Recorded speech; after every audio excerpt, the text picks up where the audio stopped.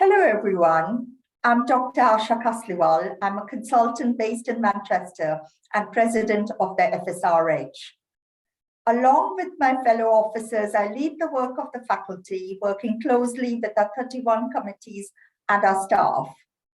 We are elected council of members. The faculty is 4 members and by members. Leadership in SRH is so important. And each year we welcome our honorary fellows to the faculty. This is a nominated category for those individuals who have rendered exceptional service to the science or practice of sexual and reproductive health care. They can be healthcare professionals, but they don't need to be. The faculty council decides each year who will receive these awards, which are not bestowed lightly. I'm delighted to say in 2021, we awarded 4 honorary fellows: Dr. Lynn Gilbert, Dr. Chris Wilkinson, Dr. Azmi Birdie, and Dr. Rebecca French. This video includes interviews with these inspirational individuals. I hope you enjoy it. I'd now like to welcome Professor Kaye Wellings, who nominated Dr. Rebecca French. You can read the full citation on the website, but here is a short overview of why Kaye said Rebecca deserves the honorary fellowship. Thank you, Dr. Kasliwal. My name is Kaye Wellings. I'm Professor of Sexual and Reproductive Health Research at the London School of Hygiene and Tropical Medicine. And I'm delighted to talk about Dr. Rebecca French today, say a little bit about why she deserves the honorary fellowship. You can read the full citation online, but I'll give a short overview. So Rebecca has worked in this area in sexual and reproductive health research for 30 years. Following her training and practice as a staff nurse at St Mary's Hospital in the late 1980s, she shifted her focus from clinical practice to research. Initially in genitourinary medicine at UCL, and latterly in sexual and reproductive health at the London School of Hygiene and Tropical Medicine. Rebecca's best known for carrying out rigorous research in our field, and a hallmark of her work is its policy relevance. This is her passion.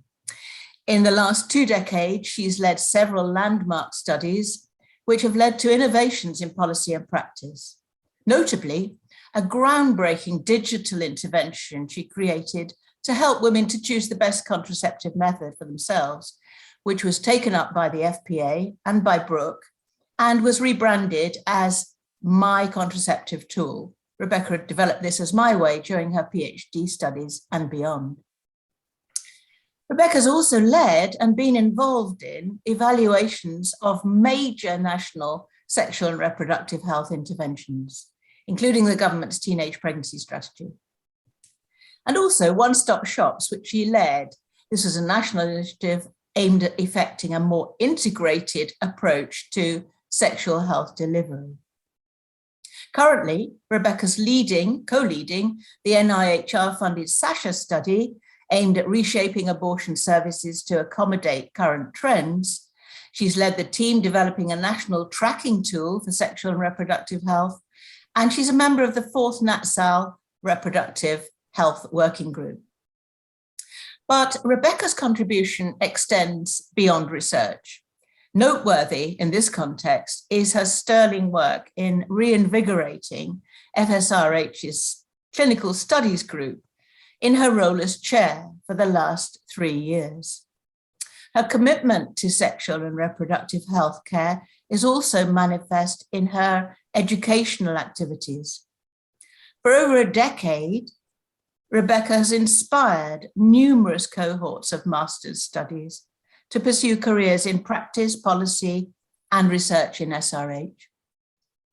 Her work was recognized in the LSHTM Directors Award for Excellence, awarded to her in 2017. All in all, Rebecca is an excellent ambassador for sexual and reproductive health, and she will be an asset to the faculty, I feel sure. Rebecca will say more about herself, about how she got into this field, and about what she's most passionate about and what she most enjoys in the area.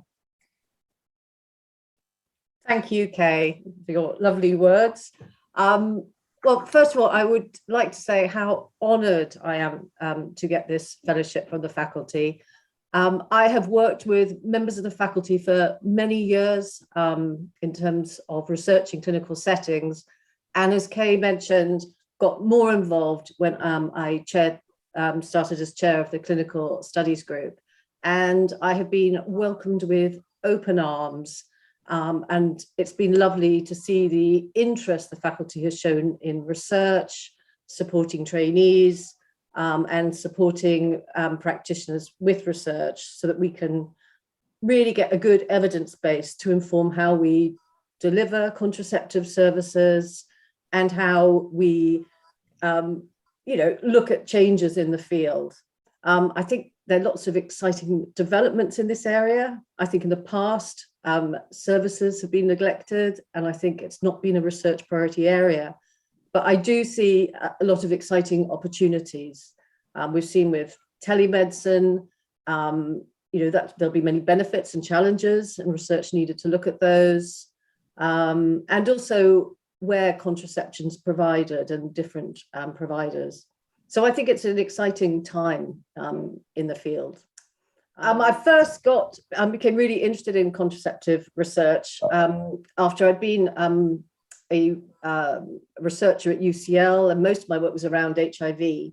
And I was asked to do a systematic review of implantable contraceptives and the intrauterine system. And it was at this time I began to appreciate some of the challenges in designing and conducting contraceptive effectiveness studies. And yeah, this is when my fascination in the area really grew. And then I think it was realizing that as well as delivering contraceptive services, how we sort of also had to look at the sort of socio and economic factors that affect people's choices of contraception.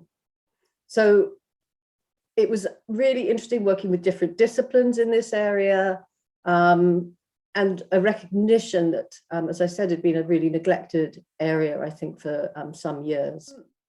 Kaye mentioned about my interest in policy-related research as well. And I think some of the projects that I've been involved in, such as the Teenage Pregnancy Strategy and the One-Stop Shop, and now the Sasha study, which is looking at how we can deliver abortion care and services in the UK. What's really great is to see how the research evidence can directly feed into policy changes.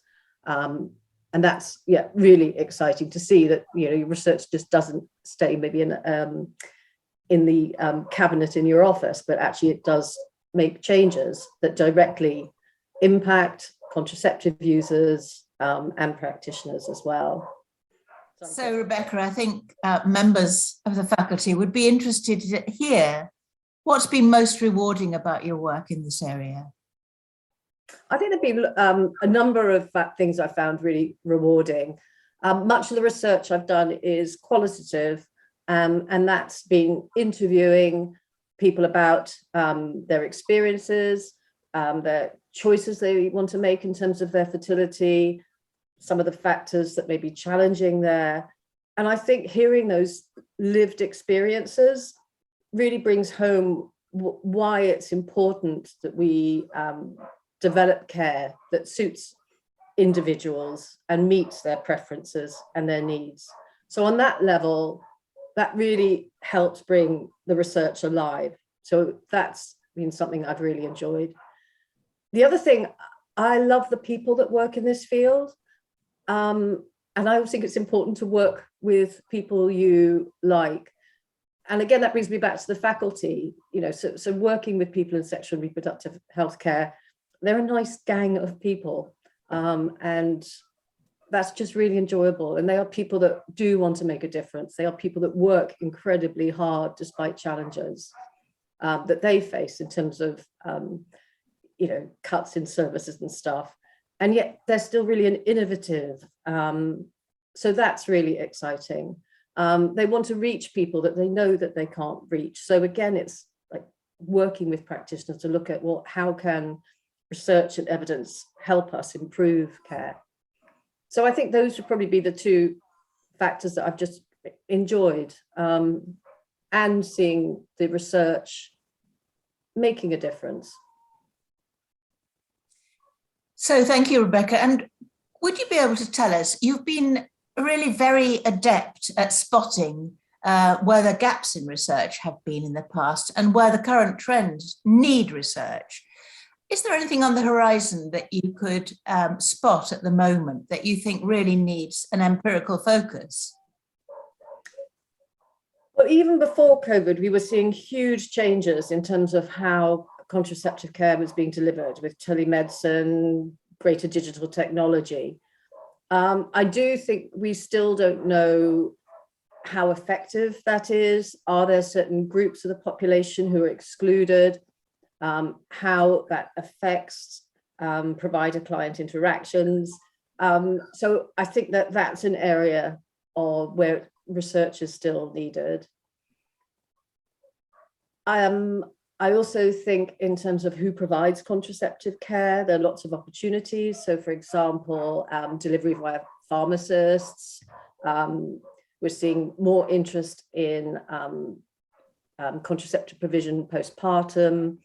So I think, again, widening up who the providers are to ensure that contraceptive care and methods are accessible. And I think another area I'm interested in is the declining fertility rate in this country and globally as well.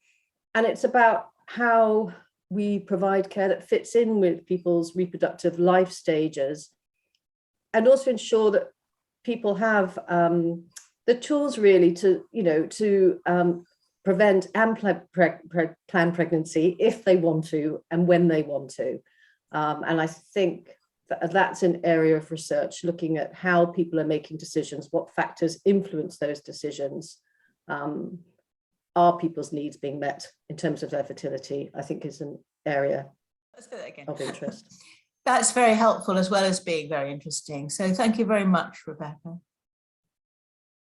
Okay, well, Kaye, thank you. And also it was lovely to receive this award from you, as I started working with you 15 years ago and was very keen to come and work with you, as I did in the London School of Hygiene and Tropical Medicine. So it was lovely to receive the award from you. Thank you.